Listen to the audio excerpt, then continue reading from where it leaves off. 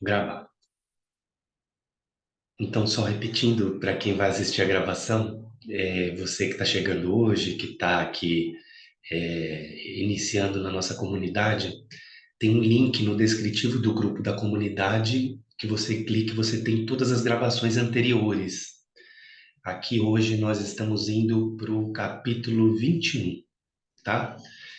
Mas é muito interessante, mesmo que você não ouviu as outras gravações, se você está aqui hoje, você vai ver que é um audiobook assim muito interessante, que você vai no final queria até escutar mais, tá? Então é isso, e aí, como de costume, vamos fazer aqui o nosso instante de silêncio para a gente começar o nosso encontro, tá? Então, alinha sua coluna, feche os seus olhos com suavidade, faz uma respiração profunda,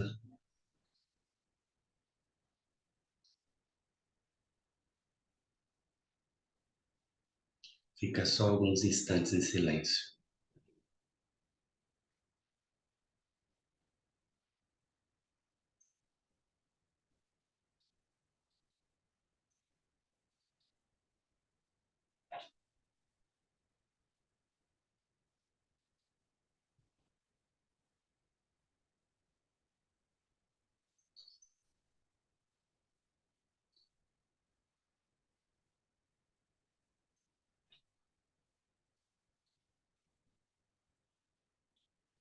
Ok.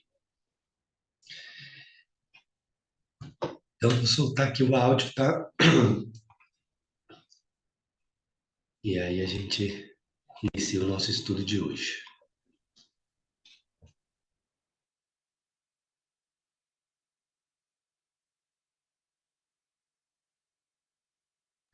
Capítulo 21.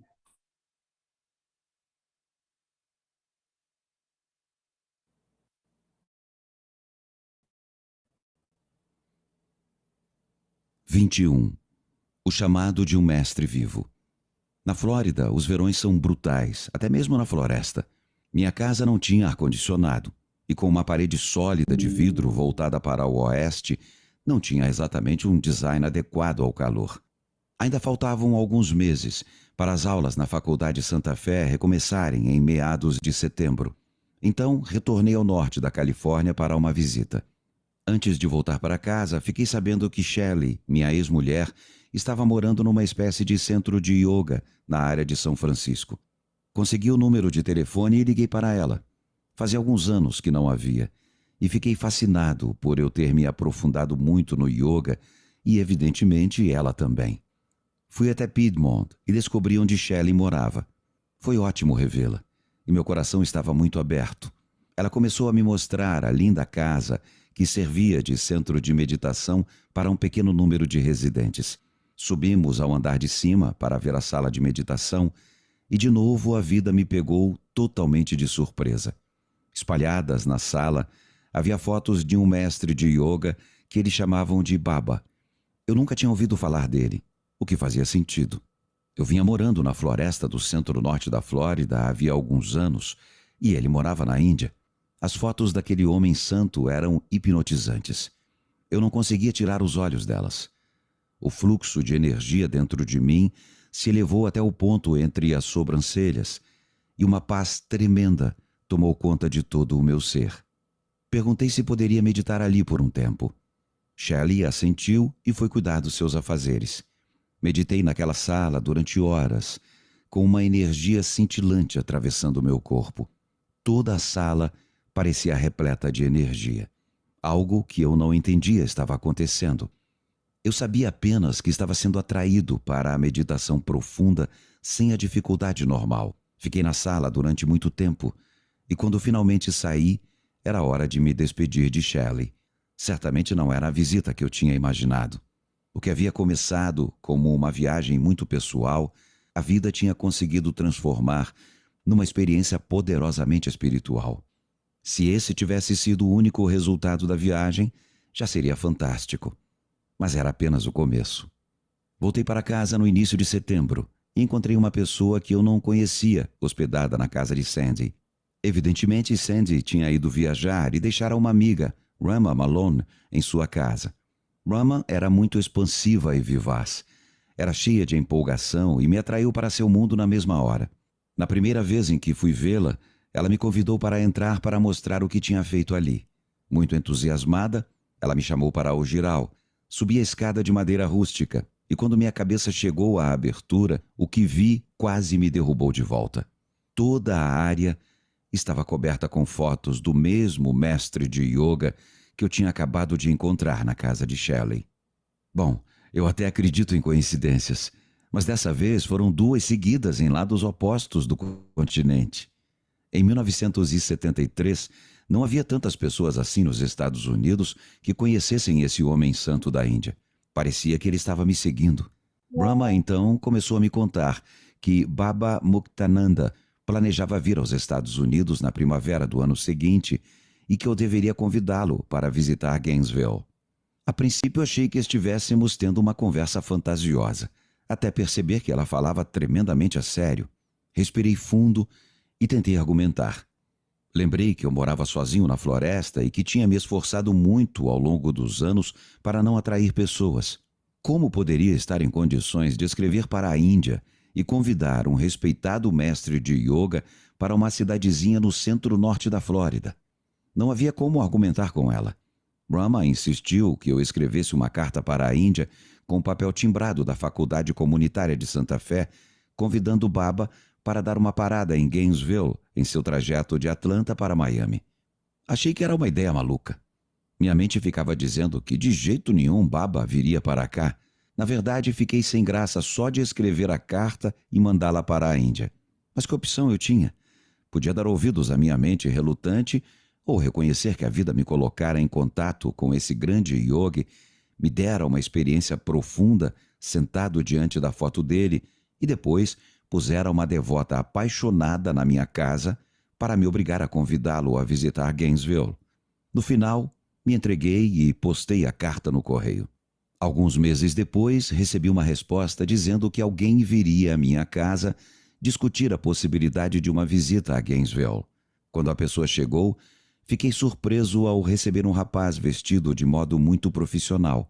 Aparentemente, ele ficou igualmente surpreso ao conhecer um hippie que morava sozinho na floresta. Dava para ver que ele não ficou muito impressionado e começou a explicar o que seria necessário para uma visita de uma semana de Baba e sua comitiva. Eles precisariam de instalações para seu pessoal, um número que poderia chegar a 20 pessoas. Um salão com capacidade para 50 a 100 pessoas para sessões diárias durante a semana e um retiro de fim de semana que pudesse acomodar algumas centenas de pessoas. Ele pareceu muito cético com relação à minha capacidade de providenciar tudo. E quem poderia culpá-lo? Eu era professor em meio período numa faculdade comunitária, ganhando $350 por mês. Não eram exatamente as credenciais que eles procuravam. No final, ele disse que eu poderia ver o que seria capaz de conseguir e que ele voltaria a entrar em contato. Certamente não pareceu promissor, mas pelo menos eu não tinha recebido um não definitivo. Antes de ele sair, fiz uma pergunta importante.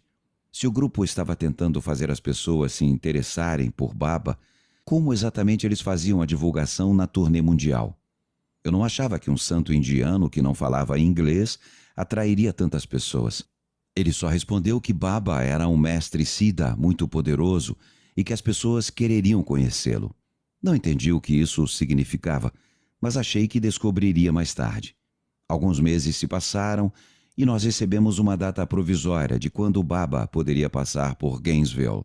18 de janeiro de 1975. O entusiasmo com uma possível visita de um mestre de yoga mundialmente famoso só serviu para acelerar a energia em torno das minhas aulas e dos serviços dominicais.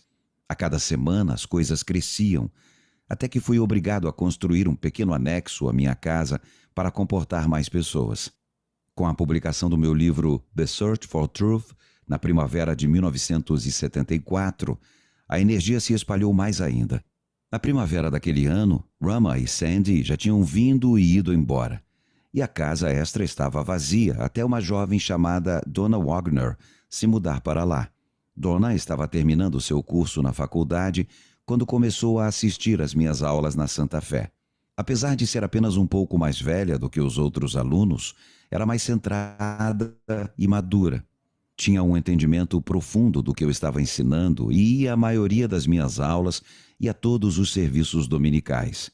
Durante cerca de um ano, antes de se mudar para a casinha, parecia que vivíamos nos esbarrando na cidade. Esses encontros, ao acaso, aconteciam com tanta frequência que comecei a me perguntar o que estaria acontecendo. Donna começou a ajudar a organizar o grupo dos domingos depois de Sandy ir embora. Costumava ficar na casinha nas noites de sábado para ajudar a arrumar tudo e receber as pessoas no domingo de manhã.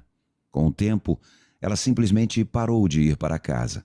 Se na época eu soubesse que ela estava saindo de um belo apartamento comprado pelos pais e vindo para essa cabana minúscula na floresta, sem encanamento nem eletricidade, talvez eu não tivesse sido tão rápido em permitir que viesse. Se na época eu soubesse que estávamos destinados a nos apaixonar, nos casar e ter uma linda filha, dada a minha condição mental na época, definitivamente eu não teria deixado que ela se mudasse. Seriam necessários mais alguns anos de aprendizado, de entrega, antes que eu fosse capaz de abandonar a imagem espiritual de mim mesmo, a ponto de aceitar os relacionamentos especiais que a vida tinha guardado para mim. 22. Shaktipat. Tínhamos muitíssimas coisas para resolver se quiséssemos receber uma visita de Baba. Nenhum de nós tinha feito algo assim antes. Por isso, precisamos aprender as coisas enquanto cuidávamos delas. Primeiro, encontramos um acampamento de verão na Floresta Nacional de Ocala, que poderia abrigar um grande retiro de fim de semana fora da alta temporada. Em seguida, espalhamos a notícia de que precisávamos de uma casa muito grande para as 20 pessoas da comitiva de Baba e para as sessões de meditação nos dias de semana. Como é uma cidade universitária, Gainesville não é conhecida por ter grandes mansões, mas alguém entrou em contato e me ofereceu a casa perfeita para todo o mês de janeiro. As coisas estavam definitivamente se encaixando. O retiro de fim de semana seria o fator decisivo. Se não conseguíssemos que um número suficiente de pessoas se inscrevesse, Baba não viria.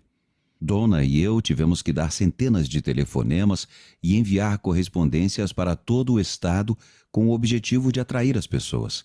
Foi necessária uma grande entrega da minha parte para instalar um telefone na minha casa e usá-lo como um número de contato a ser incluído em todos os panfletos e nas mensagens telefônicas. Fizemos uma divulgação apaixonada do evento e recebemos uma resposta extraordinária de todo o estado. Durante anos, eu havia pensado que levar uma vida espiritual era passar todos os dias em silêncio e solidão. Agora estava correndo de um lado para o outro, fazendo todo esse trabalho. Mas, de algum modo, me sentia mais aberto e mais conectado com o fluxo de energia do que nunca. Mantinha as meditações da manhã e do fim de tarde, mas as horas intermediárias eram dedicadas às minhas aulas e a trazer Baba a Gainesville. Eu estava entregue, apenas o suficiente para que o fluxo da vida não fosse mais algo ao qual eu optava por ceder. O fluxo havia tomado conta da minha vida. Em vez de me guiar sutilmente, ele passara a me dominar. Minha mente ficava dizendo que, assim que tudo aquilo terminasse, eu voltaria ao estilo de vida solitário. Como sempre, ela estava errada.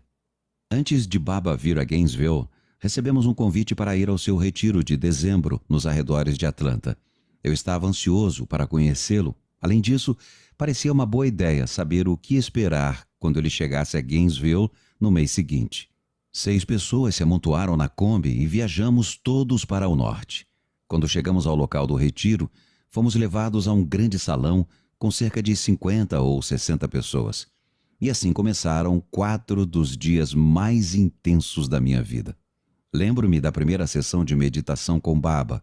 Disseram que ele andaria entre nós enquanto estivéssemos meditando. Estava tão escuro no salão que eu não conseguia ver nada, mas em algum momento senti uma presença forte atrás de mim. Ela ficou mais e mais forte, até que percebi que Baba estava parado ao meu lado. Ele tocou o ponto entre minhas sobrancelhas, exatamente onde sempre senti o fluxo de energia. Em seguida, se afastou. Tínhamos 2 sessões de meditação todos os dias. A cada vez eu podia sentir nitidamente uma energia forte quando Baba passava atrás de mim. Mas era só isso. Era difícil ficar sentado naquela sala o dia inteiro. Eu tentava meditar só para ter alguma privacidade, mas não conseguia mergulhar dentro de mim mesmo. Em vez de minhas meditações ficarem mais profundas, eu estava totalmente trancado do lado de fora. Foi mais ou menos assim que me senti o tempo todo. Trancado. Eu estava distraído demais para pensar. Meu corpo doía e a voz da minha cabeça me deixava louco. Eu estava decidido a superar aquilo meditando, mas mal conseguia esperar até que tudo terminasse. Continuei assim até o último dia e fiquei muito confuso, para dizer o mínimo. Na última manhã, decidi que eu talvez não estivesse suficientemente aberto no modo como me relacionava com Baba. Eu tinha ido prestigiar um grande mestre espiritual, mas ele não era meu mestre. Meu mestre era Yogananda. Decidi então que nesse último dia abandonaria até mesmo esse conceito e simplesmente me entregaria por completo à experiência diante de mim. Enquanto o programa acontecia na frente do salão, sentei-me no meu lugar e comecei a fazer o mantra de Baba. Repeti Om Namah Shivaya sem parar. Antes que eu percebesse, estava em meditação profunda. Todos os sons externos haviam cessado, assim como o meu falatório mental. Eu me encontrava num lugar onde nunca havia estado, no fundo do meu coração. Senti que meu coração era uma caverna gigante que me protegia e me amava. Eu estava completamente em transe e em paz. Logo chegou a hora da meditação da noite, quando Baba andava entre nós tocando as pessoas. Fui puxado de volta para aquele lugar muito silencioso dentro do meu coração. Enquanto estava meditando, senti Baba caminhar atrás de mim. O poder que emanava dele era muito forte. Apesar de meus olhos estarem fechados e eu estar virado para a frente, dava para sentir a energia da mão dele indo na direção da minha cabeça. No momento em que a palma da mão pairou sobre o meu cocuruto, o que pareceram 10.000 volts de eletricidade saltaram da base da minha coluna, indo ao encontro da mão dele. Isso foi rápido como um relâmpago. Num instante, eu não estava mais no meu corpo. Eu, aquele que vive aqui dentro, aquele que olha através dos olhos e ouve através dos ouvidos, o centro da percepção consciente que percebe os pensamentos e as emoções, não estava mais sentado aqui dentro, fazendo todas essas coisas. Entrei num estado de pânico absoluto, tentando me segurar com toda a força a minha conexão com o corpo. O jorro de energia ascendente me deslocou de onde eu normalmente ficava dentro de mim mesmo. Eu experimentava ventos com força de tornado tentando me soprar para fora do corpo, enquanto me esforçava para me agarrar como se lutasse pela própria vida. Não importava quanto tentasse, eu não conseguia me puxar de volta para o corpo. Era um daqueles momentos de sobrevivência em que o puro medo nos abre a uma força sobre-humana. Não importava, eu não conseguia sequer começar a resistir àquela força. Não tenho ideia de quanto tempo a experiência durou, mas, quando achou que já bastava, Baba simplesmente passou a mão pelas minhas costas. No momento em que sua mão tocou fisicamente o meio das minhas costas, tudo parou. Caí imediatamente de volta no corpo e comecei a me orientar um pouco. A primeira coisa que notei foi meu coração. Ele não estava batendo. Estava adejando como as asas de um beija-flor. Meu primeiro pensamento foi: isso não é bom. Corações não duram muito batendo assim. No instante em que esse pensamento se formou, Baba abaixou a mão diante de mim e a esfregou no lugar do meu coração. No mesmo instante, meu coração voltou a bater normalmente. Fiquei perplexo com a experiência e o poder daquele homem. Quem era ele? Como podia ter tanto controle sobre minha energia e minhas funções metabólicas? Foi uma lição de humildade estar diante da sua presença. Nunca tinha me sentido tão livre de pressões na vida. O que eu estivera fazendo, jejuando, meditando e lutando comigo mesmo durante tantos anos? Com um único toque, esse homem podia provocar uma transformação enorme. Nesse momento, entendi o que significava ser um mestre Siddha. Baba não era deste mundo. Ele era de um lugar totalmente diferente.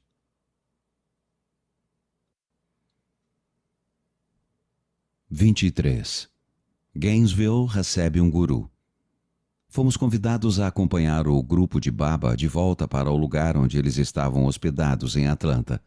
Enquanto íamos embora do retiro na Kombi, ponderei sobre o que havia acontecido no dia anterior.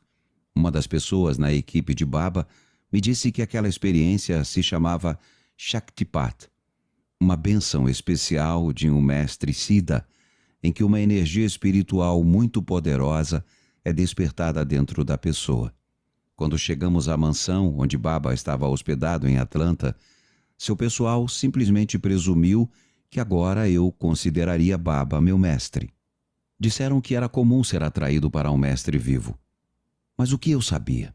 Tudo aquilo estava muito além da minha compreensão. Saí da casa para ficar sozinho. Não havia dúvida do que tinha acontecido no dia anterior ou do fluxo de eventos que tornara tudo isso possível. Lembrei-me do compromisso de me entregar ao fluxo da vida, mesmo que não entendesse o que estava havendo. Desci a colina até a área da garagem, onde não havia ninguém. Estava muito confuso, mas me preparei para agradecer a Yogananda por sua orientação. Fechei os olhos para ir ao lugar silencioso dentro de mim, em que sempre tinha sentido uma conexão com ele.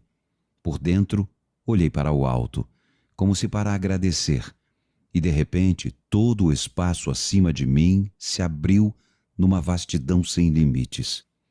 Parecia que um véu fora retirado do espaço entre minha consciência e o que havia além de mim. Senti imediatamente a unidade com tudo o que eu estivera procurando. Era a experiência mais poderosa e reveladora que eu já tivera.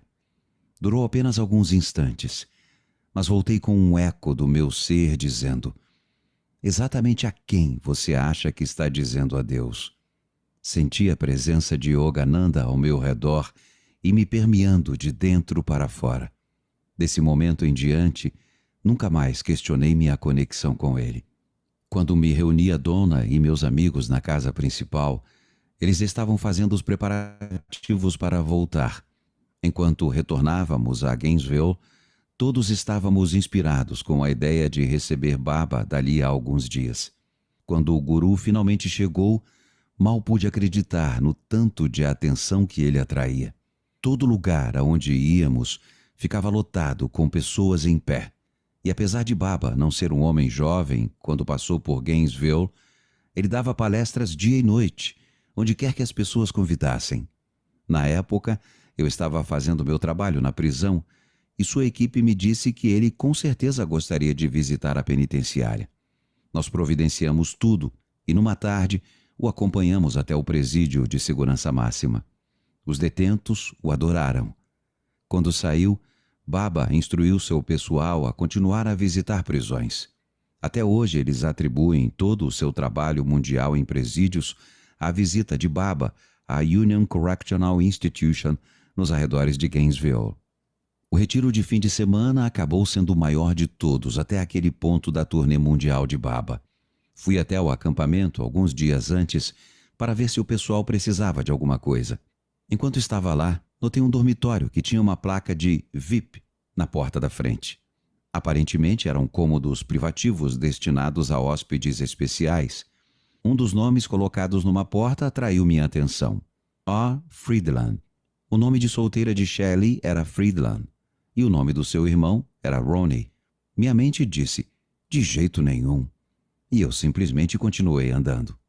Fiquei perplexo ao ver Ronnie no retiro. Fazia anos que não nos víamos. Não importava, éramos como irmãos. Como podíamos ter vindo parar no mesmo lugar? Éramos diferentes demais. Eu levava uma vida simples em Gainesville e ele era um advogado importante em Chicago.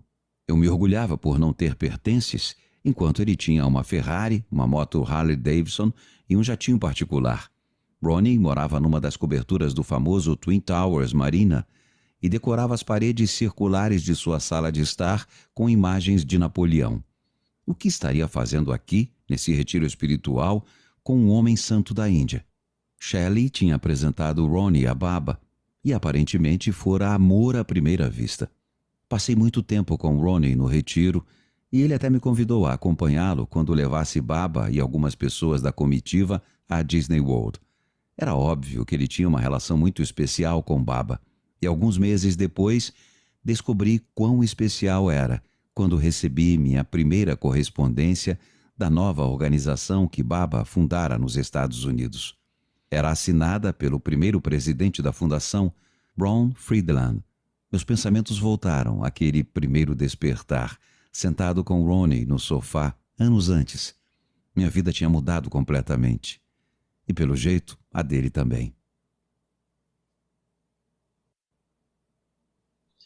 Vamos fazer o 24. último, tá? O templo é construído. Eu gostaria de dizer que as coisas voltaram ao normal depois que Baba foi embora, mas não voltaram.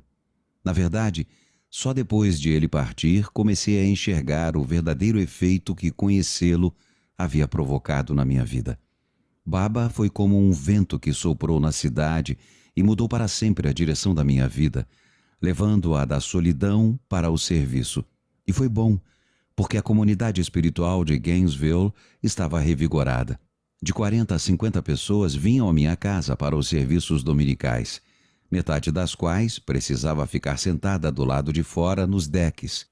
Além disso, mais e mais pessoas assistiam às minhas aulas na Faculdade Santa Fé, especialmente depois da publicação do meu segundo livro, Three Essays on Universal Law, 3 ensaios sobre a lei universal. Minha secretária eletrônica gravava recados de todo o estado, elogiando o retiro e perguntando quando seria o próximo. Essa era uma pergunta oportuna, já que no retiro eu tinha sido abordado por um professor universitário querendo que organizássemos um retiro para sua mestre, Ma Yoga Shakti, uma mulher santa da Índia conhecida como Mataji. O número de tarefas que a vida ia me delegando estava fora de controle, mas eu me entregava a ela. As meditações da manhã e da tarde eram meu refúgio. Durante o dia inteiro, eu aproveitava toda a oportunidade para me aquietar e ficar centrado dentro de mim. Sempre que saía do meu carro, diminuía o ritmo da respiração e visualizava a terra girando no espaço. Antes de abrir uma porta, qualquer porta, me lembrava de que estava passando por uma porta neste planeta minúsculo, na vastidão vazia do espaço. Felizmente, a energia que fluía até o ponto entre as minhas sobrancelhas me ajudava a manter o foco da atenção ali. Aos poucos, comecei a perceber que essa vida de serviço constante era o outro caminho mencionado naquele sonho que eu tivera. No meu novo caminho para o despertar, a vida não era mais um obstáculo ao crescimento. Ela agora era o campo de batalha onde eu deveria permanecer consciente o bastante para permitir que meu eu antigo fosse despido de mim. Mas sejamos claros, ainda restava muita resistência a superar. Eu continuava sendo empurrado na direção de organizar um retiro para a Mataji. Nunca tinha ouvido falar nela e realmente não queria fazer isso. Mas me entreguei e, mais uma vez, a vida tinha algo inesperado guardado para mim. Alguns dias antes do retiro, Mataji e eu estávamos dando um passeio pela minha propriedade quando ela de repente parou e olhou para a floresta. Ficou imóvel alguns instantes e depois disse baixinho: Mickey, esta é uma terra muito sagrada. Algum dia haverá um grande templo aqui e muitas pessoas virão. Lembro-me claramente da voz na minha cabeça dizendo: só por cima do meu cadáver. Mas depois de 6 meses, o templo estaria ali, exatamente naquele ponto da floresta. Era como se Mataji tivesse sido enviada para dar início ao processo de transformar meu local de solidão num centro espiritual. Mais de uma vez durante o retiro, ela mencionou que existiria um grande templo nas terras do Mickey. Eu me encolhia a cada vez que ela falava assim. No domingo seguinte, depois do serviço, alguém anunciou que, se quiséssemos construir um templo, precisávamos começar a levantar dinheiro. Algumas pessoas fizeram pequenas doações e outras me ofereceram mão de obra e alguns materiais. Eu realmente não queria mais um edifício no meu terreno, mas pelo jeito, todo mundo queria. Felizmente, a essa altura, eu já tinha muita experiência em ignorar o que eu queria e, em vez disso, seguir o fluxo da vida. Naquele mesmo domingo, fui até minha casa, peguei um pedaço de papel e comecei a projetar um novo templo. Em apenas algumas horas, já tinha uma planta baixa da construção. Queria tornar o telhado a sua característica principal. Então, me encontrei com meu amigo Bob Gould e decidimos dar ao templo um telhado borboleta. Um telhado borboleta desafia o projeto convencional de cobertura porque é baixo no meio e elevado dos dois lados. Por dentro, as traves expostas dariam à estrutura uma aparência única e dinâmica, como asas gigantes se abrindo para o céu. Projetei o templo com uma área que permitisse o triplo de pessoas que cabiam na minha casa. No dia seguinte, encontrei o melhor local no terreno para a construção e comecei a limpar o terreno. Claro, era exatamente para onde Mataji estivera olhando ao declarar que um grande templo seria construído. Eu tinha avaliado que os materiais para o templo custariam cerca de $8.000. Mão de obra não era problema. Nós mesmos faríamos todo o trabalho. Mas as pessoas que vinham à minha propriedade aos domingos não tinham bolsos exatamente fartos. Eu não imaginava de onde viria o dinheiro. O dinheiro simplesmente aparecia no momento em que precisávamos. Às vezes, eu nem sabia de onde ele vinha. O mais perto que chegamos de ter que parar foi num dia em que só restavam 1 ou 2 tábuas na pilha de materiais. Meus companheiros de trabalho ficaram pegando no meu pé porque finalmente havia acontecido. Estávamos sem material e eu precisaria mandá-los para casa. Falei que, enquanto restasse uma única tábua, ainda não tínhamos terminado. Paramos para o almoço e eu fui verificar a correspondência. Na caixa de correio havia um envelope com $2.000 em dinheiro vivo. Não havia nome, e até hoje não tenho ideia de quem colocou aquele dinheiro ali. Coisas assim aconteciam o tempo todo, de novo e de novo. O incrível não era o dinheiro aparecer exatamente no momento certo. Ele aparecia exatamente nas quantias de que precisávamos para o próximo passo. E assim o templo foi construído. Demorou uns 3 meses até que, de repente, um dia, estava pronto. Em setembro de 1975, tivemos o primeiro serviço dominical no novo templo. As pessoas levaram presentes, itens espirituais que tinham significado para elas. Um professor de religião levou uma linda estátua do Buda em madeira. Outra pessoa levou um quadro de Jesus para o altar. E eu fui à minha casa e peguei minha foto predileta de Yogananda, que estivera no meu espaço de meditação desde que eu tinha ido morar lá. Pouco a pouco, os itens no templo passaram a representar todas as religiões, todos os santos e todos os mestres. Assim como os caibros do telhado se estendiam para o céu, o templo também pertencia àqueles cuja religião era a realidade do infinito. O templo ficava no planeta Terra, uma bola minúscula girando na vasta escuridão do espaço vazio. Ela girava ao redor de uma estrela, uma entre outros bilhões, somente na nossa galáxia. Esse templo era universal ao abraçar todas as religiões, e era universal ao abraçar o próprio universo em si. Assim, ele passou a ser chamado Templo do Universo. Veja uma foto no PDF que acompanha este audiolivro.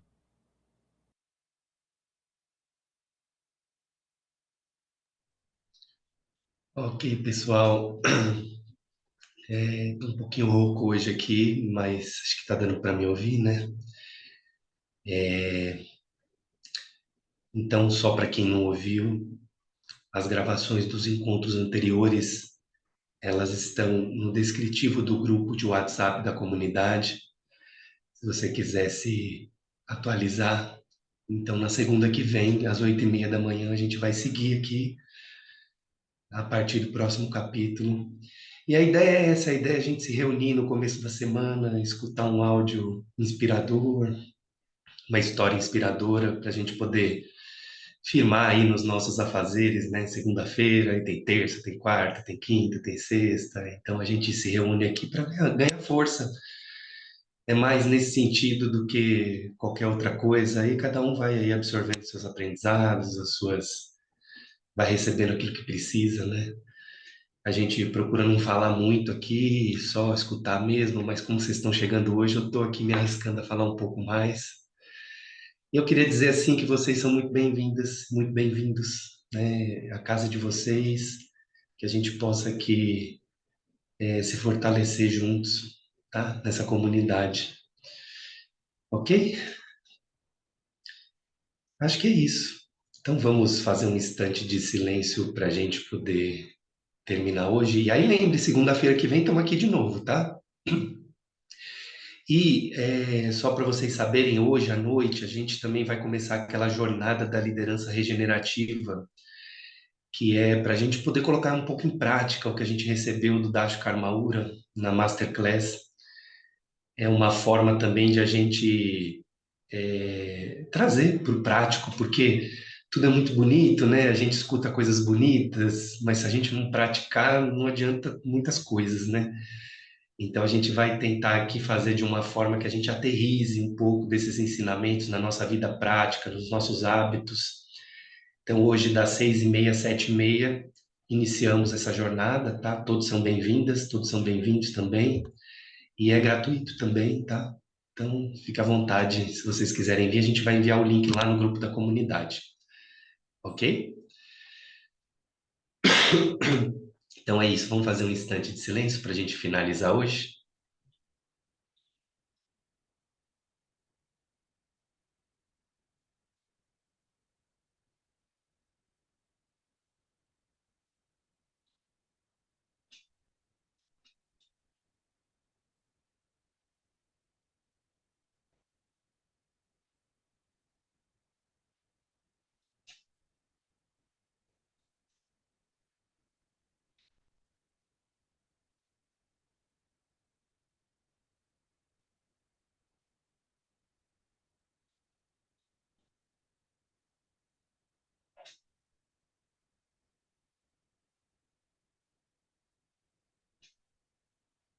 Ok.